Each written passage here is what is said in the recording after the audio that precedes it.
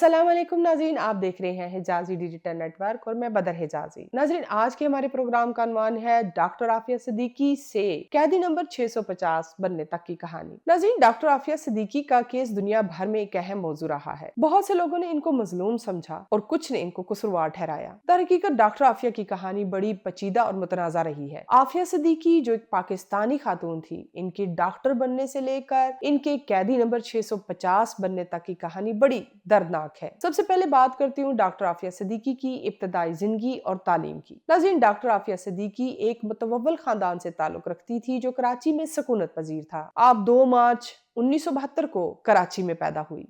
Doctor Aafia Siddiqui ने अपनी इब्तदाई तालीम पाकिस्तान में हासिल की और फिर स्टूडेंट वीजे पर आला तालीम के लिए अमेरिका चली गई। डॉक्टर आफिया सिद्दीकी एक ज़हीन तालबा थी। उन्होंने न्यूरो साइंस में पीएचडी की डिग्री हासिल की। डॉक्टर आफिया सिद्दीकी की शादी 1995 में एक साइंसदान अमजद मोहम्मद खान से हुई, जिनसे इनके 2 बेटे और एक बेटी पैदा हुई। नाज़रीन, डॉक्टर आफिया सिद्दीकी की जिंदगी में तब्दीली उस वक्त आई जब उन्होंने एक मोहलिक हथियार बनाने का फार्मूला इजाद कर लिया, जो आज तक इनसे कोई भी मालूम न कर सका। दरअसल डॉक्टर आफिया सिद्दीकी ये फार्मूला आलम इस्लाम की भलाई के लिए इस्तेमाल करना चाहती थी, लेकिन जब अमेरिका को इस फार्मूले के बारे में पता चला तो उसको हासिल करने के लिए इसके दर पे हो गया। इन हालात में डॉक्टर आफिया सिद्दीकी ने आलम इस्लाम की वफादार और निडर बेटी होने का सबूत दिया और ये फार्मूला अमेरिका को देने से साफ इनकार कर दिया। डॉक्टर आफिया ये बात बखूबी जानती थी कि अगर उन्होंने ये फार्मूला अमेरिका के हवाले कर दिया तो वो इसे आलम इस्लाम के खिलाफ इस्तेमाल करेगा, जो कि डॉक्टर आफिया कभी भी नहीं चाहती थी। नाज़रीन, डॉक्टर आफिया की तालीम व तहकीक क्योंकि अमेरिका में मुकम्मल हुई थी और इस रिसर्च के बारे में तमाम साइंसदान जानते थे।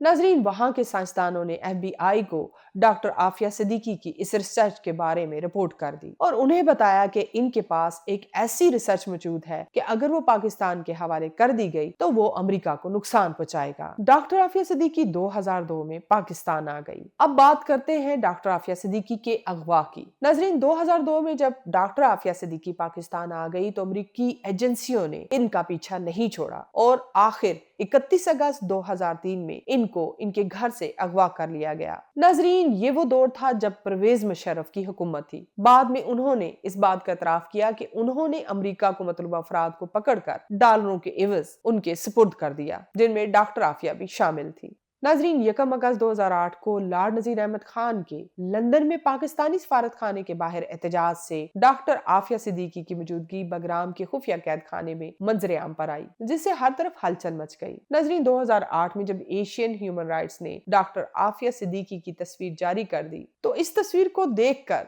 बाखूबी इस बात का अंदाजा लगाया जा सकता था कि उन्होंने इन 5 सालों में किस कर्ब और अजियत का सामना किया। और ये बात भी मंजरे आम पर आ गई कि कैदी नंबर 650 दरअसल डॉक्टर आफिया ही है। नाज़रीन, अब बात करते हैं कि डॉक्टर आफिया को अमेरिका में कैसे मुंतकिल किया गया। नाज़रीन, अफगानिस्तान की जेल में फौजी एहलकारों ने इन पर 2 गोलियां चला दी और इलाज के बहाने इनको अमेरिका में मुंतकिल किया गया, जहां इन पर झूठे इल्जामात लगाए गए। जहां इन पर लगाए गए इल्जामात की समाअत हुई और 2010 में अदालत ने इनको 86 साल की कैद सुना दी। नाज़रीन, डॉक्टर आफिया सिद्दीकी की गुमशुदगी, गिरफ्तारी और मुकदमे में कई इंसानी हकूक की खिलाफ वर्जियां देखने में आई हैं।